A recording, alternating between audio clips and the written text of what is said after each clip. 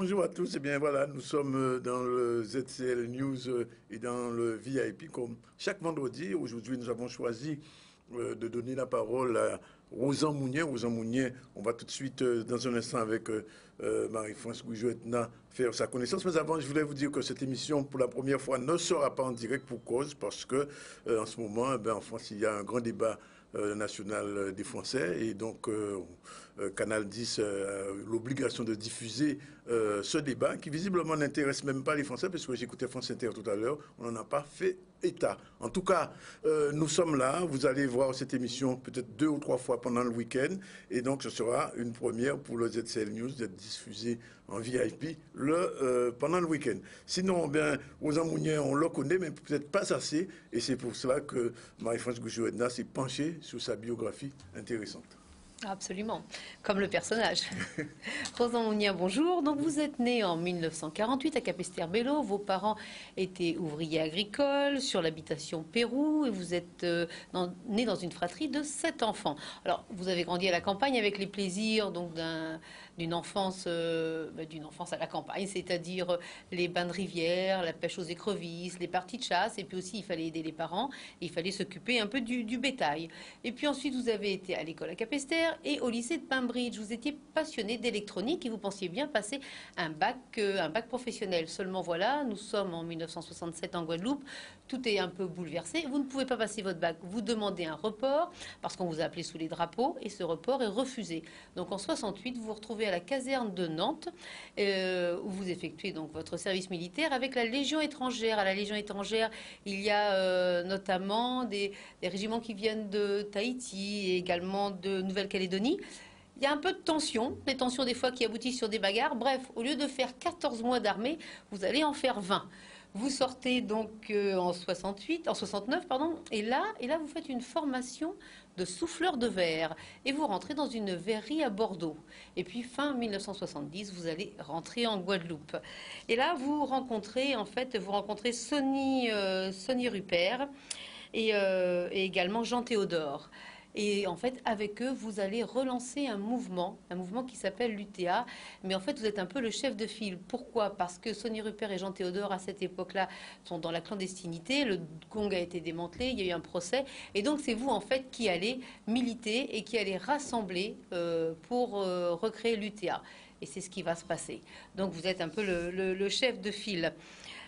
Ensuite, vous décidez... Alors, évidemment, de fait de votre parcours, au départ, vous n'avez pas d'activité professionnelle, vous êtes quand même un peu étiqueté. Alors, vous allez étudier le droit et l'économie par vous-même. Et à ce moment-là, en fait, vous allez enseigner à la faculté. Vous allez enseigner notamment l'économie. Et mais parallèlement, vous êtes également un pilier de l'UGTG et vous serez son secrétaire général de 1985 à 1992, où là vous passez la main. Et vous passez la main en fait et vous répondez, vous devenez DRH au sein de l'AFPA. Vous finirez votre carrière en 2007. Vous êtes depuis retraité, Rosan Mounier, un retraité actif. Vous êtes passionné de culture. Vous continuez à former en fait non seulement les gens du syndicat, mais également dans les associations. En fait, vous êtes très très actif. La dernière fois que vous avez participé à un mouvement social, eh bien, c'était en 2009, au moment du LKP, et pas des moindres, puisqu'en fait, vous étiez un des membres du comité de rédaction qui a rédigé donc le préambule de l'accord Binot. Et vous êtes également l'initiateur de la clause de convertibilité de ce fameux accord. Et à l'époque, vous assuriez également la communication donc du LKP sur Radio Tambour. À la question, Rosan Mounier, quel est votre meilleur souvenir? Eh bien, vous répondez non sans humour, c'est le jour de votre mariage. Alors, bien évidemment, c'est un bel événement, mais c'est pas seulement pour ça.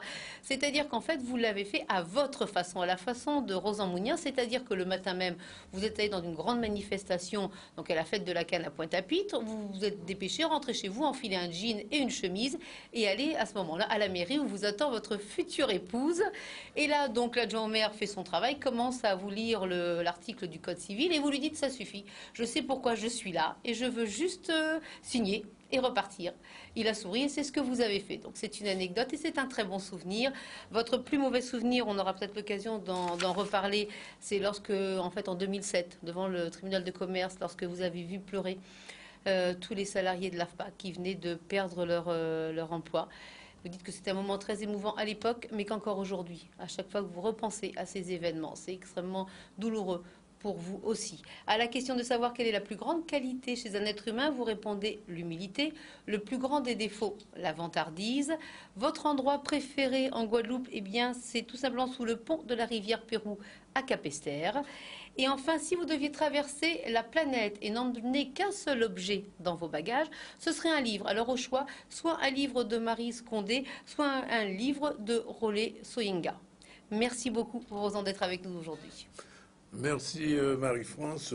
J'imagine qu'il y aurait encore des tonnes et des tonnes encore à dire sur Rosan Mounier, que moi aussi que j'ai connu à une certaine époque. Et donc, Rosan, on va tout de suite débuter avec vous sur une question qui vous concerne syndicalement. Quel est pour vous aujourd'hui l'état des forces syndicales guadeloupéennes telles qu'elles vivent aujourd'hui, puisqu'il y a ce conflit qui dure depuis 72 jours déjà, et on voit un peu, c'est mon sentiment, que le mouvement syndical n'a plus la même force.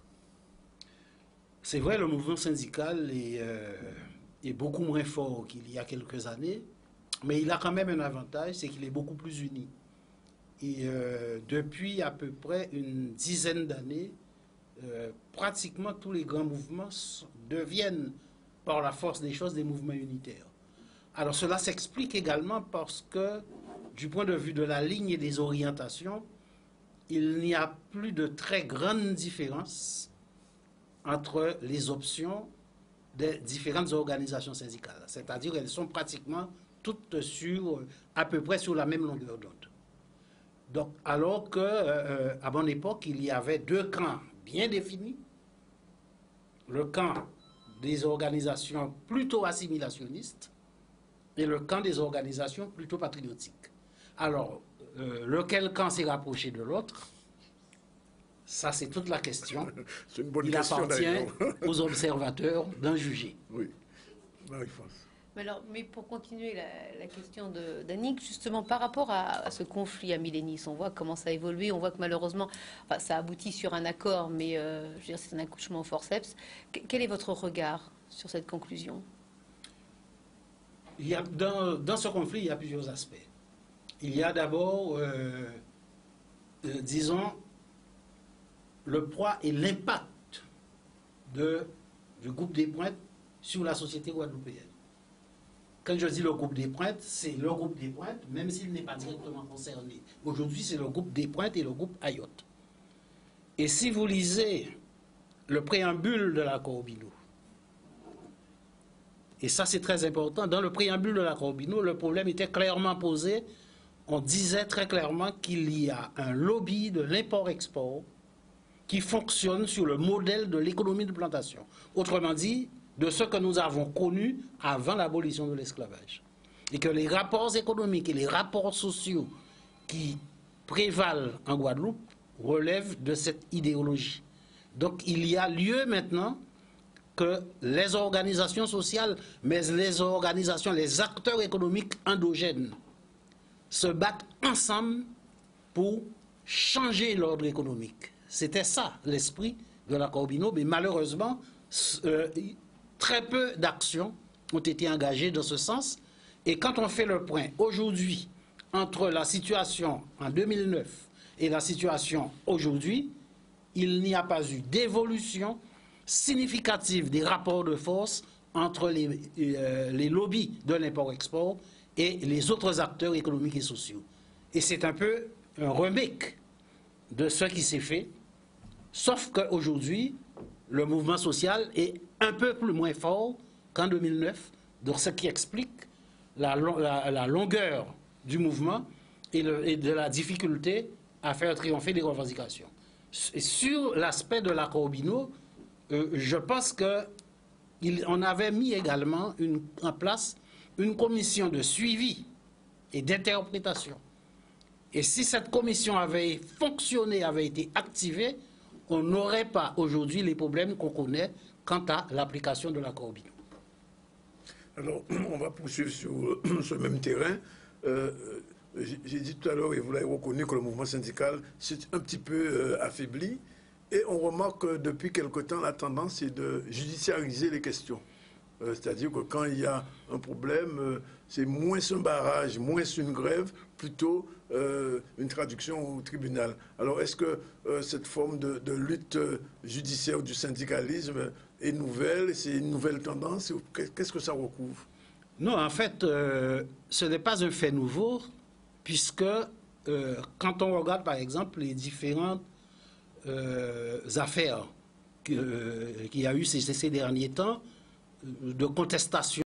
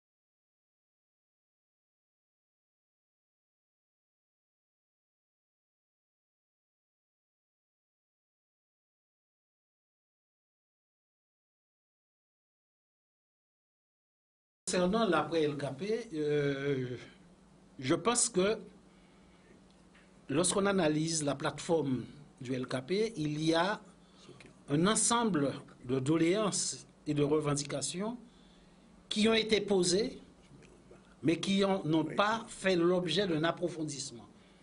Il fallait partir de cette plateforme pour travailler sur un projet de société. Et c'est ce qui n'a pas été fait. Et on a privilégié, et là encore parce que le déséquilibre auquel on a assisté, c'est que avec l'affaiblissement du mouvement national, le LKP est devenu simplement une grande organisation syndicale, un grand regroupement syndical sans projet politique cohérent. Donc, normalement, et c'est pour ça que ce qui est en train de redémarrer maintenant, c'est encore un mouvement revendicatif social limité. Donc, c'est cette profondeur qui manque, qui a manqué après le mouvement, où il fallait aller plus loin et passer à une phase d'édification d'une véritable plateforme visant à transformer la société. Et nous sommes loin de ça pour le moment. Même à l'UGTG? Je ne suis pas à l'UGTG, donc je ne peux pas savoir. Mais de ce que j'observe, je ne vois pas de grande différence de projet entre l'UGTG et la CGTG, par exemple. Oui. Parce qu'il faut quand même rappeler que l'UGTG, dès 1973, vous le savez, s'est prononcé pour l'indépendance de la Guadeloupe. Et à chaque congrès, c'est un mot d'ordre qui est rétabli, redit, relancé, etc. Mais est-ce que c'est seulement formel à ce moment-là? Non, je pense qu'il faut faire la part des choses. Oui. Entre les propos qui relèvent de la propagande et les actions au quotidien et la base idéologique sur laquelle on travaille au recrutement et au fonctionnement des organisations. Ce sont deux questions complètement différentes. On peut formellement avoir des effets d'annonce sans que dans le concret, on fasse des choses qui vont dans le sens du projet que l'on veut défendre. Et là, il faut mettre en cohérence les revendications immédiates, à moyen terme, avec le projet. Et il faut se poser la question, des fois aussi, est-ce que telle ou telle revendication n'est pas antinomique du projet politique auquel on se réclame? Et ça, c'est un débat que les organisations qui veulent véritablement travailler sur un changement de cap de notre système, il faut que les organisations emmènent leurs militants à réfléchir sur ça et pas à réfléchir uniquement sur le Code du travail français.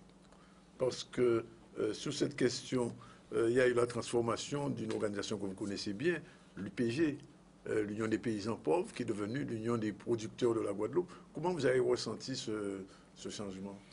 Alors, ce changement, il était nécessaire. Pourquoi? Parce que à la création de l'UPG, l'UPG, c'était l'Union des paysans pauvres. Et le paysan pauvre, il était à la fois ouvrier agricole et petit colon. Oui. Donc, il avait très peu de terre et il devait absolument travailler comme ouvrier agricole pour compléter son revenu. Oui. Lorsque nous nous sommes battus pour que la terre devienne, soit mise à la disposition des paysans. C'est la terre à ceux qui la travaillent. La terre à ceux qui la travaillent. Nous, on ne l'a pas traité de cette façon. Nous, on a dit, terre Guadeloupe, c'est en nous, nous capons. Donc ça a été le mouvement des occupations de terre. Le mouvement des occupations de terre a provoqué, a obligé l'État à céder et à contraindre les grands propriétaires à abandonner leurs grandes propriétés qui ont été redistribuées aux paysans sous forme dans des GFA, sous forme de fermage. On a constitué des exploitations agricoles viables.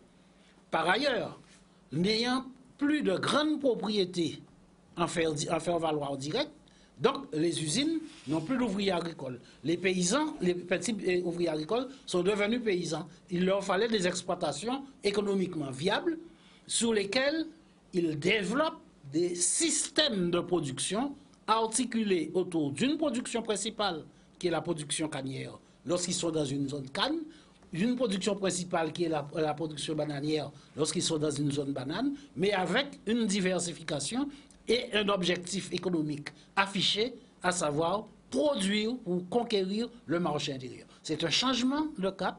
Autrement dit, on est passé d'une paysannerie sans terre issue de l'économie de plantation à une paysannerie de plein exercice qui devient un acteur économique majeur et qui est en charge de nourrir la population. On prend la première pause publicitaire. On se retrouve dans un instant pour la suite de cet entretien passionnant avec Rosan Mounier, qui est notre invité VIP aujourd'hui, interrogé par Marie-France Goujoetna et moi-même. À tout de suite.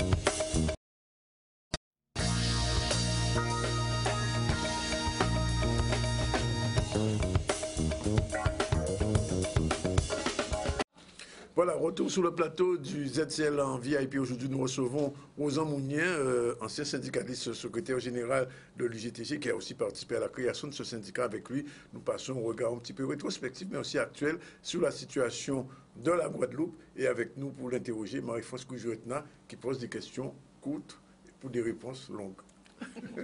Oui, si vous voulez. Donc, Rosan Mounier, donc, pour faire un rappel historique, en 93, donc, Lucette Michaud-Chevry vous demande donc, de devenir DRH au sein de la 94, au sein de l'AFPA, et vous allez y rester jusqu'en 2007. En 2007, cette structure est fermée. Est-ce que vous qui étiez au cœur en fait de cet outil, est-ce que vous estimez que objectivement que cet outil aurait pu perdurer, qu'il avait sa chance? Oui, puisque l'AFPA, au moment de sa liquidation, avait un actif 3 fois supérieur à son passif. Donc, une entreprise n'est liquidée que lorsque son passif est supérieur à son actif. Le problème qu'on avait, principalement, c'était un problème de trésorerie. Mais l'absence de trésorerie, c'était le fait que la région, à l'époque, n'avait pas payé les conventions qui avaient été exécutées l'année précédente. Donc, en réalité, le conseil régional, qui était à l'époque présidé par Victor Lurel, a décidé qu'il fallait liquider l'AFPA, puisque au moment du jugement, le président du tribunal de commerce, puisque l'administrateur judiciaire, M. Paris, qui avait été nommé, était d'accord pour un plan de continuation. Le président du tribunal de commerce disait que si la région paie les conventions exécutées, il n'y a aucune raison de liquider la structure. Donc, le président du tribunal a appelé le président de région pour lui demander est-ce qu'il s'engage à payer les conventions qui ont été exécutées en 2006. Et le président de région a dit non, liquider. Mais traditionnellement, la région payait, c'était la région de... Mais c'était volontaire parce que Victorin Lurel voulait fermer l'AFPA. Il avait recruté un directeur général, la personne de Michel Narayan Sami, avec une lettre de mission licenciée aux Amouniens. Mais pourquoi fermer l'AFPA et pas simplement vous licencier? Mais il a recruté un directeur général lui demandant de trouver un motif pour me licencier. Alors le motif, c'était de fermer la structure. Alors, à défaut de pouvoir me licencier, puisque le directeur général n'ayant pas de motif, alors, au bout de sa période d'essai, comme il n'a pas pu, il n'avait aucune raison de me licencier, c'est lui qui a été licencié, on n'a pas prolongé son contrat. Donc, il a été licencié et l'AFPA a été liquidée. Et le jour de la liquidation de l'AFPA, je me souviens comme d'hier, c'était la veillée du docteur Dagonia. Et Victorin Lurel est arrivé à cette veillée disant à ses amis, bien, on va décoller parce que j'ai un motif de satisfaction, je viens de liquider Mounier. Voilà. Mais alors, Rosan Mounier, et vous en faites une brève allusion pendant la biographie que j'ai présentée de vous, et vous dites que c'est toujours un souvenir quand même extrêmement poignant, parce que vous dites finalement, peut-être que si vous aviez donné votre démission, peut-être que l'AFPA n'aurait pas été liquidée, peut-être que 130 et quelques personnes ne se seraient pas retrouvées sur le carreau. Absolument, parce que je ne suis pas homme à céder aux pressions. Et je me suis rendu compte en voulant, parce que je faisais un travail, nous étions le seul organisme, la seule entreprise citoyenne à avoir à gérer plus de 200 salariés, entre permanents et saisonniers, à avoir plus de 4 4000 stagiaires en permanence. Nous étions en Guadeloupe la seule organisation économique citoyenne dirigée par un encadrement uniquement guadeloupéen. OK? Donc, c'était une fierté pour nous. Donc, l'encadrement guadeloupéen a voulu effectivement montrer qu'on pouvait faire des choses. Et en procédant à la liquidation, on a vu historiquement qu'est-ce qui s'est passé. Quand l'AFPA a été liquidée, on a retrouvé 6000 jeunes dans la rue. Conséquence, développement exponentiel de la violence La délinquance aussi. et de la délinquance. Deuxième élément, les ressources sur lesquelles nous avions investi.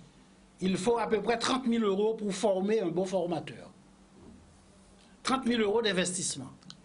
Ces formateurs sont partis, ont été draftés par la Martinique, par les AFPA de France, et certains ont créé leur propre organisme. Ils gagnent 5-6 fois plus que ce qu'ils gagnaient quand ils étaient salariés. Et la masse des autres, qui étaient les personnels d'appui administratif de service, ben, se sont retrouvés ça et là avec des contrats aidés ou un chômage de longue durée, etc. Et les jeunes maintenant, aujourd'hui, le dispositif de formation qualifiant qui existait en Guadeloupe a disparu. Et la création du CRFP, puis de l'établissement Guadeloupe Formation, n'a pas remplacé l'AFPA parce que aujourd'hui, la majorité des formations qui sont dispensées, ce sont des formations qui sont sanctionnées par des certificats de stage que l'on appelle pompeusement certificats de compétence. Je rappelle que les certificats de compétence ne peuvent être délivrés que par les branches professionnelles. Et il n'y a pas de branche professionnelle organisée en Guadeloupe. Et il n'y a que la CCI en Guadeloupe qui délivre de vrais certificats de compétence. Et très peu de formations sont diplômantes. Plus maintenant tous les déboires qu'ils ont entre EPIC, EPA, etc. Et c'est une véritable galère parce que les titres et les attestations qui sont délivrées ne peuvent pas faire froid pour les salariés de manière à ce qu'ils soient recrutés et puissent bénéficier d'une rémunération quand ils sont recrutés sur la base de compétences affichées. Alors quand vous regardez un peu de façon rétrospective la mandature de Victorine Lurel sur le plan du développement de la Guadeloupe, je ne veux même pas la comparer à celle de M. Proto, de Félix Proto, mais uniquement sur son parcours. Qu'est-ce que ça a apporté à la Guadeloupe 12 ans de Lurel? Rien du tout. Rien du tout. Et tous les secteurs économiques sont en berne. Et sur le plan social, c'est le désarroi. On a vu le mouvement de 2009. Et sur le plan de la question identitaire, de la prise de responsabilité, parce que je crois également que ça a été une vaste fumisterie.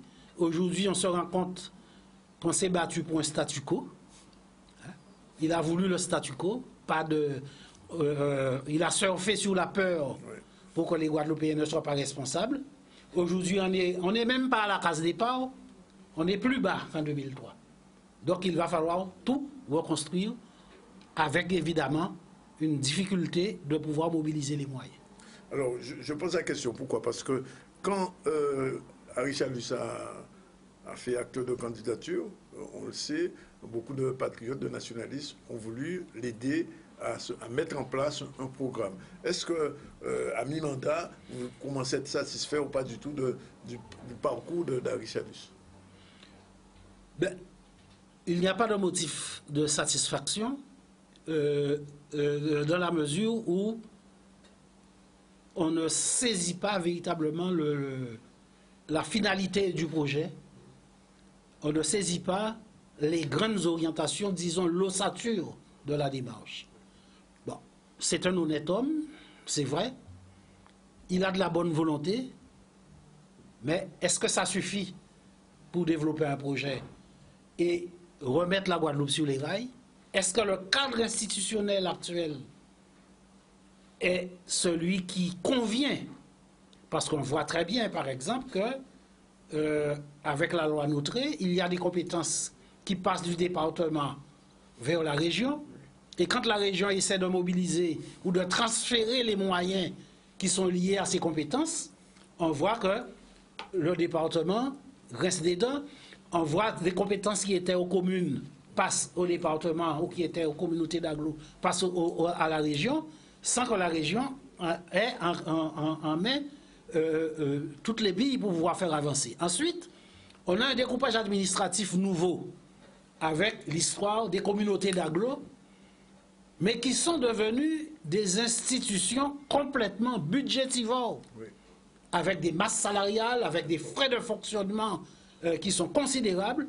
On est en train administrativement de morceler le pays, ce qui ne crée aucune véritable dynamique de développement. Donc, la question qui se pose, ce n'est pas la capacité de Chalus à pouvoir redresser la Guadeloupe, c'est de la nécessité qu'il y a à faire table rase des institutions actuelles et à créer un nouveau cadre, une nouvelle structure juridique, un nouveau statut pour justement mobiliser les moyens, optimiser nos chances et faire en sorte que la Guadeloupe reparte sur de nouveaux rails.